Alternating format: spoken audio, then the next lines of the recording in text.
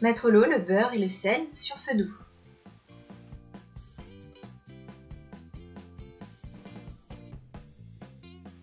Il faut juste faire fondre en fin de compte la préparation eau, sel et beurre et pas trop porter à ébullition, sinon l'eau va s'évaporer. Il faut vraiment juste que le beurre fonde en fin de compte.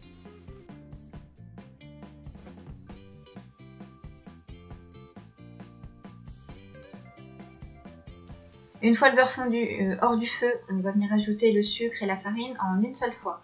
On vient mélanger pour obtenir un mélange bien homogène, toujours hors du feu. Une fois bien mélangé, on remet notre panade sur le feu et on va venir dessécher la préparation. Donc on va d'avant en arrière, on mélange, d'avant en arrière, on mélange.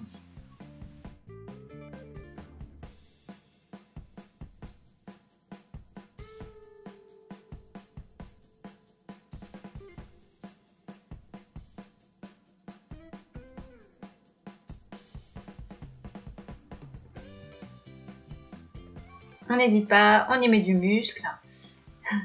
Pour voir si notre panade est bien desséchée, à ce moment-là, vous retirez la casserole du feu et vous allez voir, donc il y a un petit film qui se crée au fond de la casserole. Donc là, c'est bon. Maintenant, on va mettre notre panade dans notre cuve et on va la faire tourner. Donc moi, je fais ça parce que je trouve que c'est beaucoup plus intéressant d'avoir une panade refroidie. Donc je laisse la panade refroidir avec le mouvement de la feuille.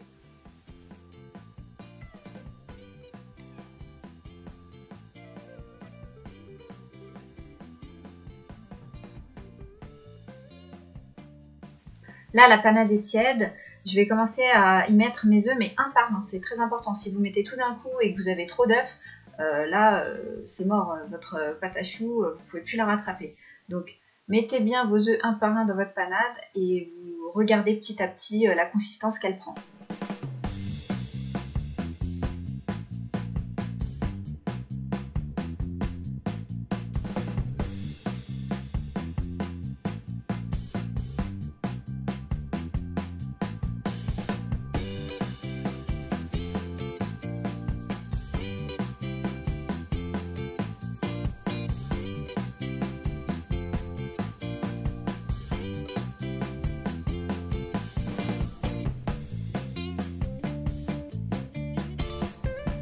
Là, je vois que ma pâte à choux, elle a une bonne consistance. J'ai mis que 200 g d'œufs au lieu de 250.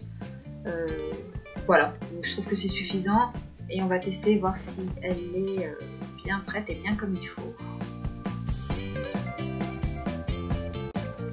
Pour voir si elle est bien, je fais le test de la vague. La fameuse vague de Cyril Lignac.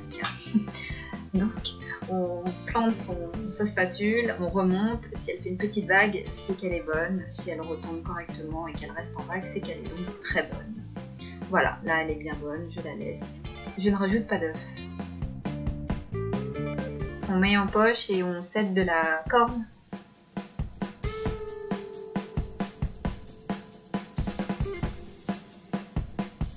Je viens graisser ma plaque à l'aide de la bombe graissante. Je prends mon emporte-pièce, je vais le tremper dans de l'eau, puis dans la farine, et grâce à ça, je vais pouvoir faire mes empreintes. Vous pouvez cuire sur sulfurisé avec un gabarit en dessous, moi j'aime pas ça. Et puis de toute façon, pour ceux qui vont passer leur CAP, c'est sur plaque qu'il faudra dresser. Donc voilà, il faudra apprendre à dresser comme ça. Petite astuce.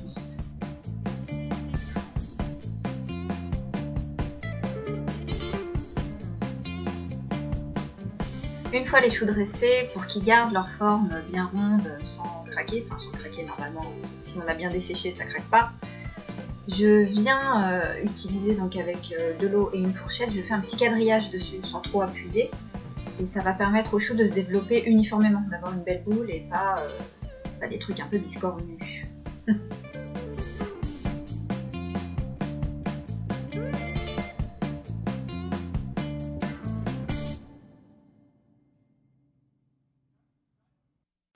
Pour le dressage de l'éclair, je vais m'aider d'un coupe-pâte pour avoir un gabarit. Un éclair, c'est entre 12 et 15 cm. Là, le coupe-pâte, il fait 12, donc ça peut nous aider. J'utilise une PF 16.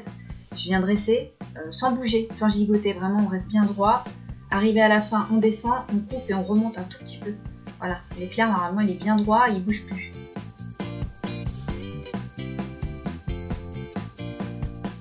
Pour les choux, l'astuce c'est de ne pas coller la douille à la plaque. Et on compte 1, 2, 3, 4. Petite astuce qu'on m'a donnée il y a longtemps.